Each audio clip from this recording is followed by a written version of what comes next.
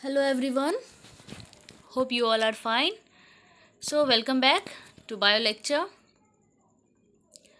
Last class में discuss किया था सेक्सुअल रिप्रोडक्शन के अलग अलग स्टेजेस. बेसिकली 3 स्टेजेस होते हैं: pre fertilization stage, fertilization and post fertilization. Okay, फिर हमने देखा था कि प्री फर्टिलाइजेशन में gamete formation and gamete transfer, ये 2 स्टेजेस थे. गैमेट फॉर्मेशन में भी हमने फर्दर डिस्कस किया था कि गैमेट्स जो है वो 2 टाइप के गैमेट्स होते हैं, male gamete and female gamete. अगर गैमेट सिमिलर हो तो उसको माइसोगैमेट्स बोलते हैं या होमोगैमेट्स भी बोलते हैं, और अगर गैमेट्स मॉर्फोलॉजिकली डिफरेंट हो तो उसको हम हेट्रोगैमेट्स बोलते हैं. अगर फीमेल गैमेट मेल गैमेट से कंपैरेटिवली लार्जर साइज़ की हो तो इस तरह के गैमेट्स को हम oogametes बोलते हैं. ओके, अब नेक्स्ट हम देखेंगे कि cell division during gamete formation. अब ये एक बहुत इंपॉर्टेंट टॉपिक है. अगर आप इस ईयर का यानी कि 2020 का बोर्ड एग्जाम का पेपर देखोगे तो उसमें ये क्वेश्चन पूछा गया है, cell division during gamete formation. इसमें क्या है कि बच्चे कंफ्यूज कर जाते हैं. हम जनरल सेल डिवीजन इसको समझ लेते हैं. गैमेट फॉर्मेशन के सेल डिवीजन में और नॉर्मल सेल डिवीजन में देखा जाए तो कोई डिफरेंस नहीं है. यहाँ भी सेल वैसे ही डिवाइड होती हैं जैसे नॉर्मल सेल डिवाइड होती है, लेकिन फिर भी थोड़ा सा डिफरेंस है. वो डिफरेंस ये है कि हर एक ऑर्गेनिज्म, उसका जो नंबर ऑफ क्रोमोसोम है वो सेम नहीं होता. Like some organisms are diploid while some are haploid, but gametes are always haploid. Gametes हमेशा ही हैप्लॉइड होते हैं, यानी कि number of chromosome in gametes is always n, it's never 2n. अब पॉइंट है कि जो पेरेंट डिप्लॉइड है वहाँ तो मेयोसिस की प्रोसेस होगी और हैप्लॉइड गैमेट फॉर्म हो जाएगा, लेकिन जो पेरेंट ऑलरेडी हैप्लॉइड हैं वहाँ क्या होगा? वहाँ मेयोसिस होगा या माइटोसिस होगा? तो ऑब्वियस सी बात है वहाँ पे माइटोसिस होगा. And this should be the right answer for this question. बहुत सारे बच्चे इसमें कंफ्यूज हो जाते हैं. आई होप आपको माइटोसिस और मेयोसिस के बीच डिफरेंस याद होगा. माइटोसिस एंड मेयोसिस हमने 11th स्टैंडर्ड में पढ़ा था सेल डिवीजन चैप्टर में. माइटोसिस को हम बोलते हैं इक्वेशनल डिवीजन, जबकि meiosis is called as reductional division. Why? Because during mitosis, number of chromosomes remain same, while during meiosis, number of chromosome is reduced to half. Mitosis occurs in one stage, whereas meiosis have 2 phases, meiosis 1 and meiosis 2. So basically meiosis 1 is called as reductional division because number of chromosome divided into 2 halves in meiosis 1. अब देखो यहाँ पे एक table दिया हुआ है, आप देख सकते हो कि name of organism and chromosome number. See this chromosome number is very important और ये आपको याद रखना होगा. लाइक ह्यूमन बीइंग का वी ऑलरेडी नो कि human being have 46 number of chromosomes. तो यहाँ पे आप देखो ऊपर में हेडिंग दिया हुआ है, 2 टर्म्स है, meiocytes and gametes. Okay, so what are meiocytes and what are gametes? तो आपने पहले शायद कभी सुना हो, हम बोलते हैं प्रिकर्सर्स. लाइक ये टर्म यूजुअली केमिस्ट्री में यूज होता है कि प्रिकर्सर्स यानी कि जिससे कोई चीज़ बनता है, जिससे हम डिराइव करते हैं, कुछ सब्सटेंस प्रोड्यूस करते हैं, उसको हम बोलते हैं प्रिकर्सर्स. ऐसे ही रिप्रोडक्शन में भी एक और टर्म यूज होता है जिसको हम बोलते हैं mother cells. Like microspore mother cell, megaspore mother cell. ये सारे टर्म्स आपको फर्दर नेक्स्ट चैप्टर में देखने को मिलेंगे जब हम प्लांट में सेक्सुअल रिप्रोडक्शन डिस्कस करेंगे. तो ये चीज़ आपको याद रखना है कि meiocytes are the mother cells. Meiocytes are the primary cells from which gametes are produced. So you can see the number of chromosome in meiocyte is always diploid, whereas number of chromosome in a gamete is always haploid. Human being में आप देखो meiocyte में 46 है तो gametes में 23 है. Horse fly के meiocyte में 12 है तो उसकी गैमेट में 6 है. Maximum number you can see in case of Ophioglossum. Ophioglossum have 1260 chromosomes in its myocytes and 630 chromosomes in its gametes. And minimum number you can see in fruit fly. A fruit fly have only 8 chromosomes in its myocytes and 4 chromosomes in its gamete. Okay. See, many monerans, fungi, algae and bryophytes have diploid parental body. They produce haploid gametes by mitosis. Obvious सी बात है, जो parent की body diploid होगी, जहाँ पे chromosomes paired में होंगे, 2n होंगे, वहाँ पे हमेशा ही मियोसिस के थ्रू गैमेट का फॉर्मेशन होगा. और pteridophytes, gymnosperm, angiosperm animals have diploid parental body. They produce haploid gametes by meiosis of myocytes. Okay. Next है प्री फर्टिलाइजेशन इवेंट में आपका गैमेट ट्रांसफर. पहले ही हमने देखा था कि प्री फर्टिलाइजेशन इवेंट के अंदर 2 टर्म्स हमें डिस्कस करने थे, gametogenesis and gamete transfer.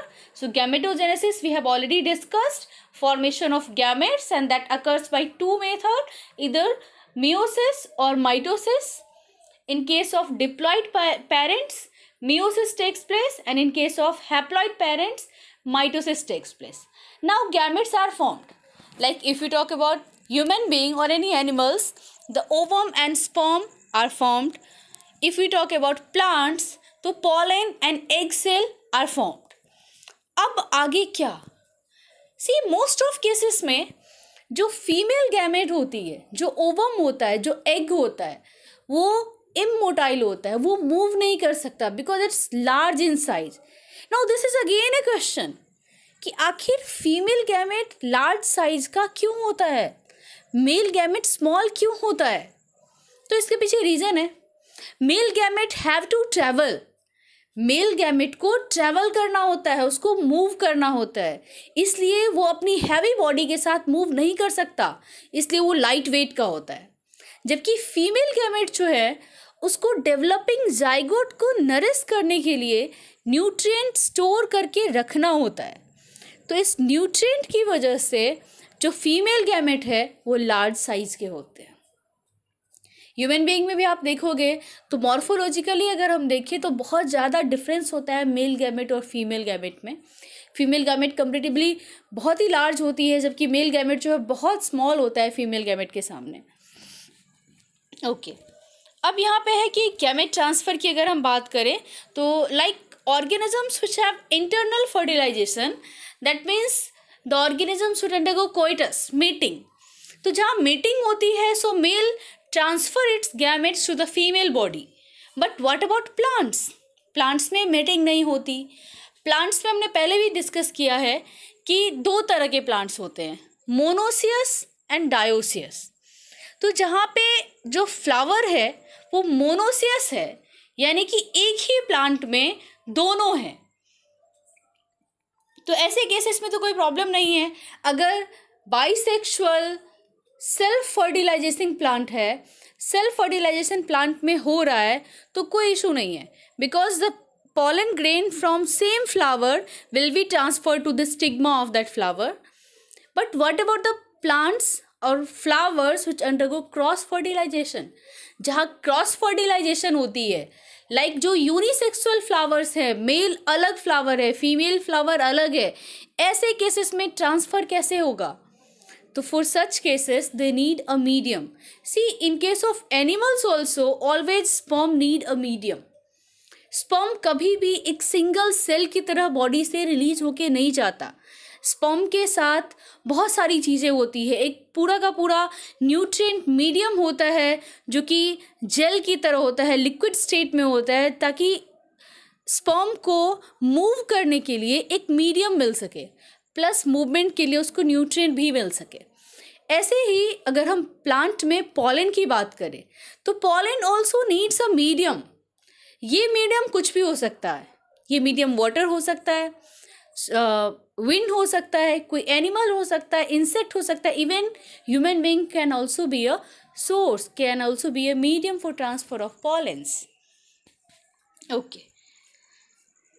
So in said plants, pollen grain carry male gamete and ovule carries the egg. Pollen grain are transferred to the stigma. Fine. See, cell pollination आप first image में देख सकते हो that the flower is bisexual. You can see the male and female part of the flower in same flower. But what about unisexual flower? See, in the second diagram, cross pollination, the flower is again bisexual, but still they have to undergo cross pollination. ऐसा क्यों होता है? Like ये एक concept है. Usually हम ऐसा सोचते हैं कि अगर एक ही फ्लावर में स्टिग्मा भी है और एंथर भी है तो they must undergo self pollination. But some cases में ऐसा नहीं होता.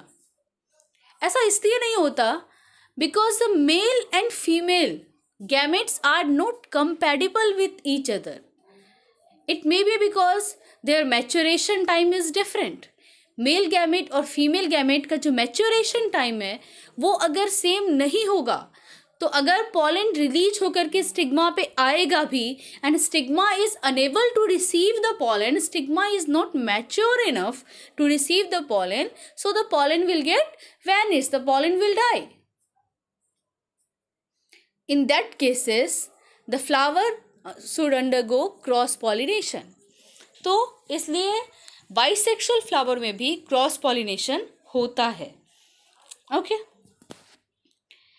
So pollination help in transfer of pollen grains. Pollen grains germinate on the stigma and the pollen tubes carrying male gametes reach the ovule and discharge male gametes near the eggs.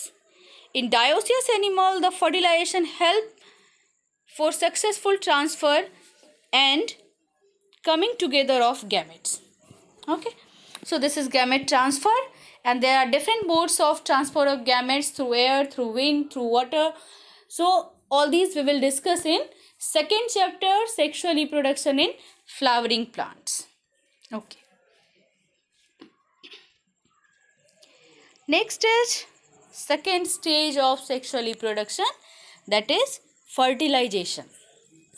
Fertilization is also called as syngamy or fusion. Sometimes you may see this word fusion also. So the fusion of gametes to form a diploid zygote is called as fertilization. पहले ही हमने discuss किया है कि a gamete is always haploid. So obvious है कि जब gametes का fusion होगा तो उसका जो result होगा, जो zygote बनेगा, वो always diploid होगा. So in rotifers, honeybees, some lizards, birds, etc., female gametes develop to new organism without fertilization. See, in some cases it is seen that the female gamete is developed into new organism and even though they do not undergo fertilization, and such process is called as parthenogenesis. Again honey bee जो है बहुत interesting life style होती है इनकी, जो social arrangement होता है honey bee का, इनका जो रिप्रोडक्शन का मेथड है, इट्स बहुत काफ़ी इंटरेस्टिंग टॉपिक है ये, but we will discuss it later in genetics. Genetics में आपको डिटेल में आएगा हनी बी के बारे में पढ़ना. अभी यहाँ पे एक और टर्म आपको नेक्स्ट चैप्टर में आएगा, बट यू मस्ट नो दूसरा टर्म आपको आएगा एपोमिक्सिस. और देखिए प्लांट में दो चीज़ें होती हैं, एक होता है फ्रूट का फॉर्मेशन और एक होता है सीड का फॉर्मेशन. तो अगर फ्रूट का फॉर्मेशन हो रहा है विदाउट फर्टिलाइजेशन, जो ओव्यूल्स हैं वो डेवलप हो रहे हैं, ओवरी मैच्योर हो रही है और फ्रूट का फॉर्मेशन कर रही है, तो इस केस इस प्रोसेस को हम पार्थेनोजेनेसिस बोलते हैं. और अगर विदाउट फर्टिलाइजेशन सीड का फॉर्मेशन हो रहा है तो उसको हम एपोमिक्सिस बोलते हैं. So don't confuse between parthenogenesis and apomixis.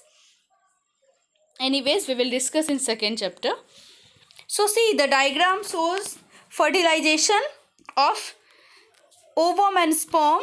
See, number of sperms are coming towards the ovum, but only one sperm can enter the ovum, and then the nuclei of ovum and sperm get fused and it will form a diploid nuclei. क्योंकि हमारा sperm भी haploid है और ovum भी haploid है, तो ये fuse होकर के एक डिप्लॉइड न्यूक्लियाई फॉर्म करेंगे जो कि 2 होगा.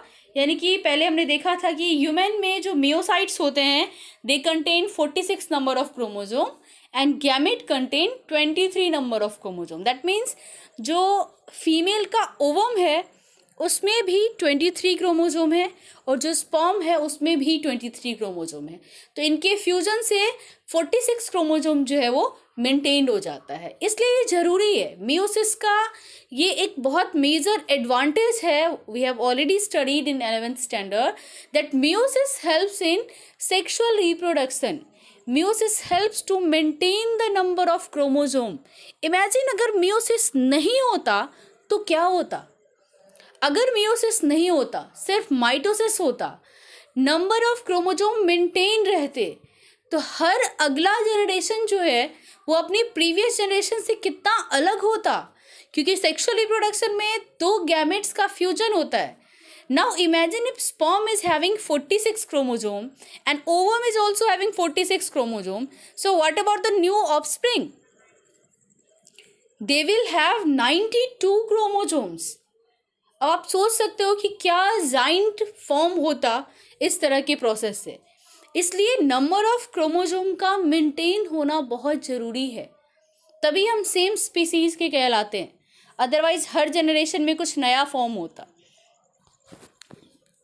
ओके, यहाँ पे आप देख सकते हो डायग्राम में डिप्लॉयड फीमेल बीज बताया है, जिसमें मियोसिस हो रही है, एग का फॉर्मेशन हो रहा है और विदाउट फर्टिलाइजेशन ये हैप्लॉइड मेल बीज का फॉर्म कर रहे हैं। और डिप्लॉयड फीमेल बीज और हैप्लॉइड मेल बीज, फीमेल बीज डिप्लॉयड है तो ऑब्वियस सी बात है कि उसमें मियोसिस की प्रोसेस होगी and they will form 2 eggs and male bees are haploid, so they will undergo mitosis. No meiosis लिखा हुआ है यहाँ पे, दैट मीन्स उनमें माइटोसिस की प्रोसेस होगी and they will form haploid sperms and these eggs and sperms will fuse together to form diploid female bees. That means males are always haploid while females are diploid. Okay.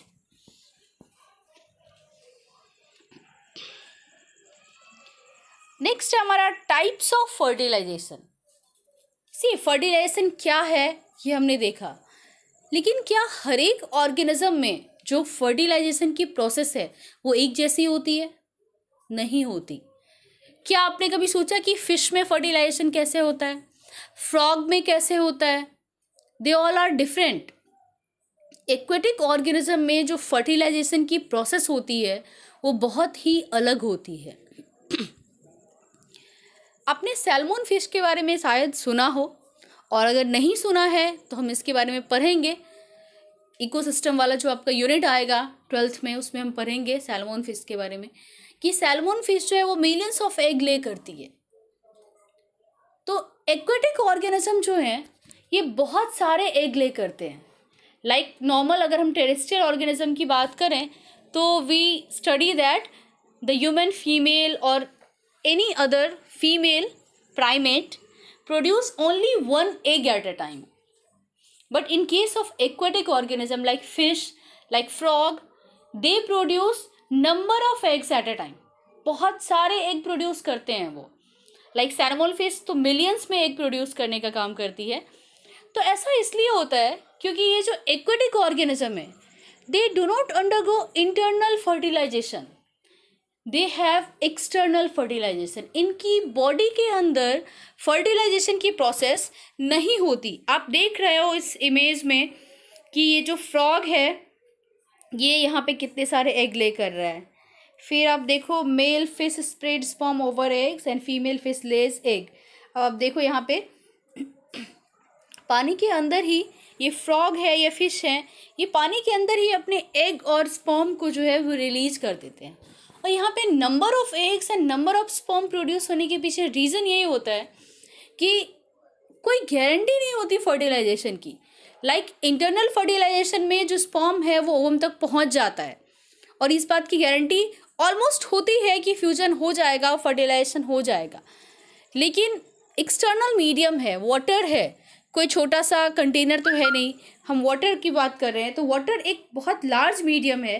तो ऐसे में जब fertilisation की process होगी, जब ये egg ले करेंगे, अगर एक सिंगल एग ले किया वो डिस्ट्रॉय हो गया तो ऐसे में तो इनकी स्पीसीज खत्म हो सकती है।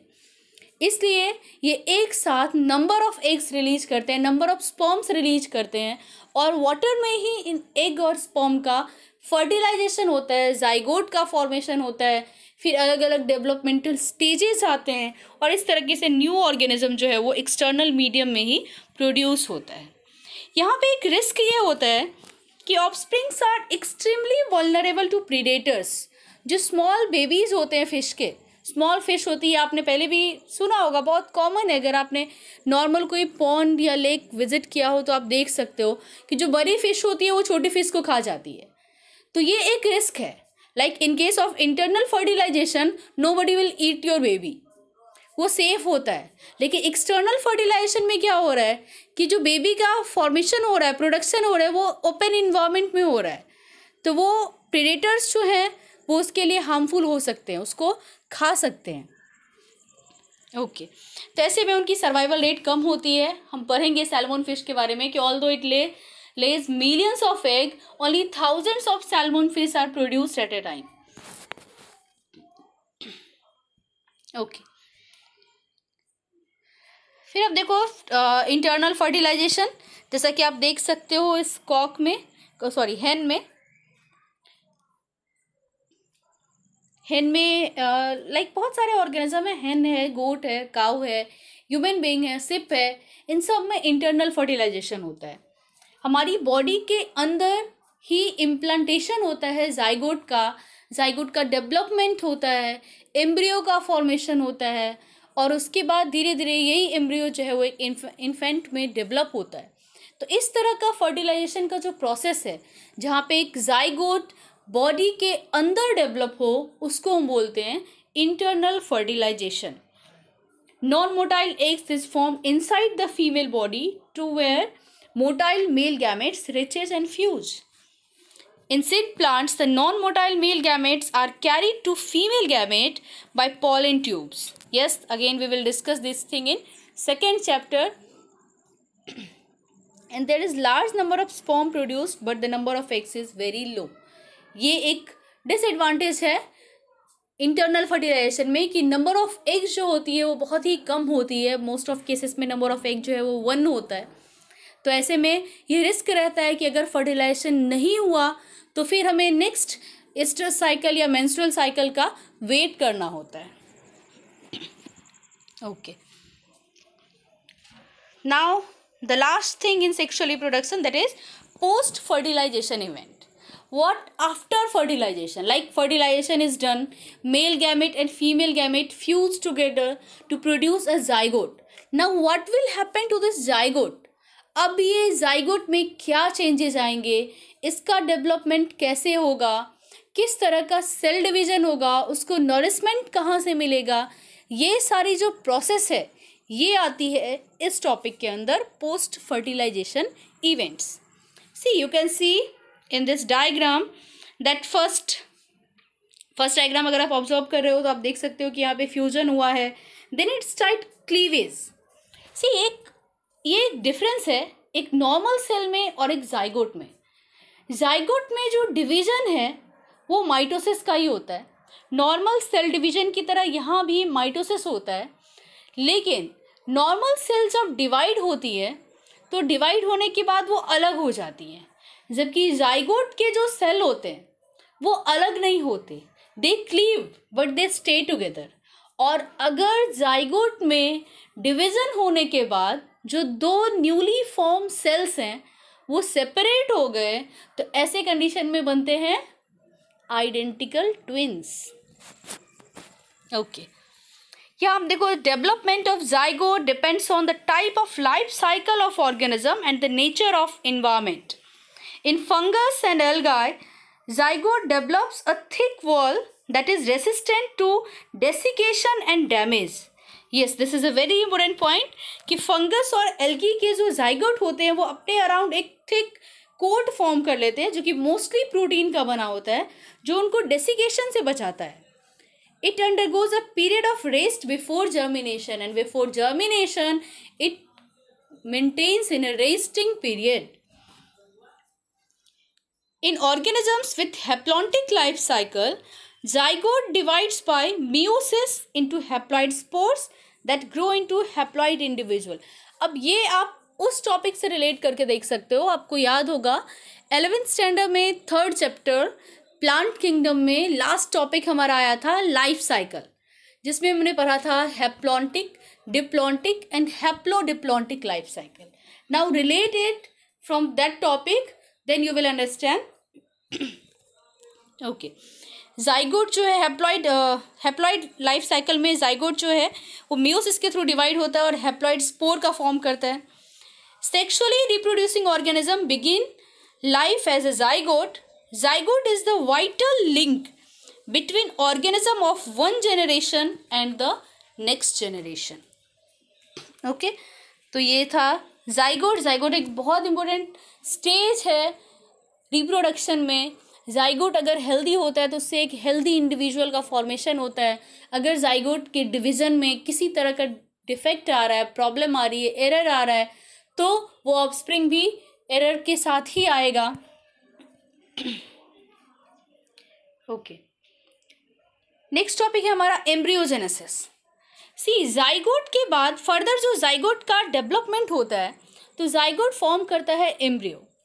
ये एम्ब्रियो का फॉर्मेशन यहाँ पे आप इस डायग्राम में अगर देख सकते हो तो ये जो एम्ब्रियो का फॉर्मेशन है ये एक प्लांट का दिखाया हुआ है एम्ब्रियोजेनेसिस, जिसमें आप देख सकते हो कि सेंटर में ये सेल्स हैं, एम्ब्रियो सेल, सस्पेंसर सेल, ये फर्दर डिवाइड हो रहे हैं और ये सेल डिवाइड होकर के कुछ इस तरीके से लॉन्ग स्ट्रक्चर फॉर्म कर रहे हैं। इसको हम सस्पेंसर बोलते हैं, बेसल सेल बोलते हैं।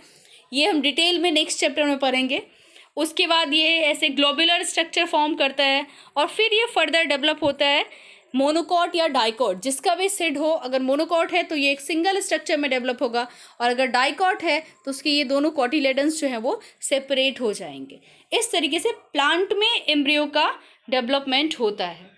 और अगर हम ह्यूमन की बात करें, एनिमल्स की बात करें, तो एनिमल्स में जाइगोट है, 2 cell stage, 4 cell stage, then 8 cell stage, then morula जिसको हम 72 सेल स्टेज बोलते हैं, 16 cell stage, and then blastocyst या ब्लास्टुला भी बोला जाता है।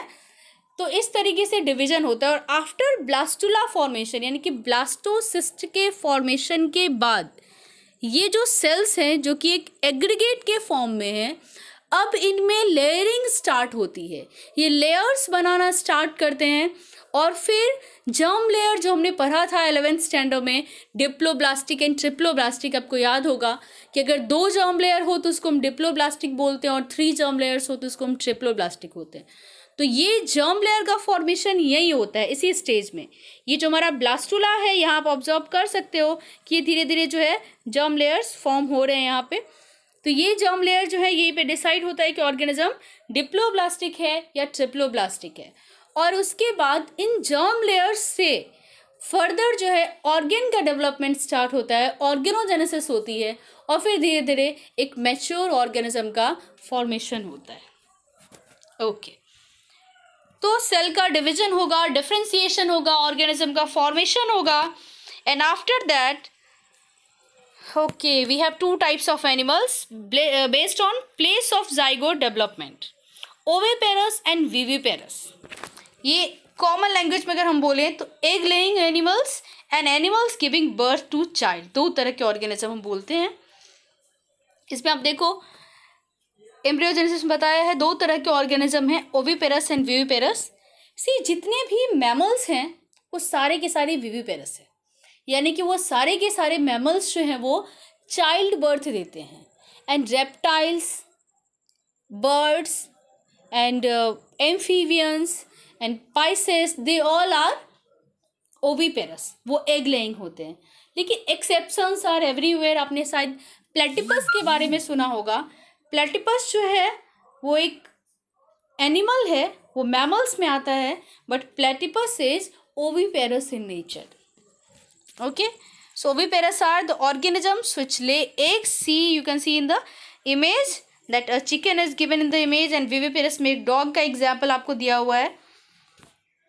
Okay, so in reptiles and birds, the fertilized eggs covered by hard calcareous cell are laid in a safe place. After incubation, young ones hatch out. And viviparous में here the zygote develops into a young one inside the female body. Later the young ones are delivered out of the body, example most of mammals.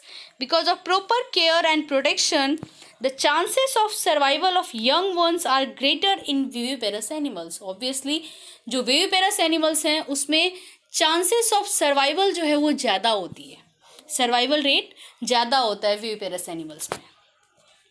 ठीक है, तो यही sexual reproduction के 3 stages थे और ये chapter हमारा ख़त्म हुआ. अगर आपको इसमें कोई भी डाउट हो तो आप मुझे मैसेज कर सकते हैं, लेकिन सबसे इम्पोर्टेंट पॉइंट मैं हर बार आपको बोल रही हूँ कि प्लीज़ रीड एनसीईआरटी. एनसीईआरटी के एक बार ज़रूर आप रीड करो, बहुत इम्पोर्टेंट है. बहुत सारे ऐसे टर्म्स मिलेंगे, पॉइंट्स मिलेंगे एनसीईआरटी में जो कि बहुत इम्पोर्टेंट होते हैं, बहुत मीनिंगफुल होते हैं. तो कोई भी लेक्चर अटेंड करने के बाद आप उसको एक बार एनसीईआरटी से रीड करो और फिर आपको जो भी डाउट होते हैं वो आप मुझे मैसेज कर सकते हो. Thank you so much. Take care. Bye.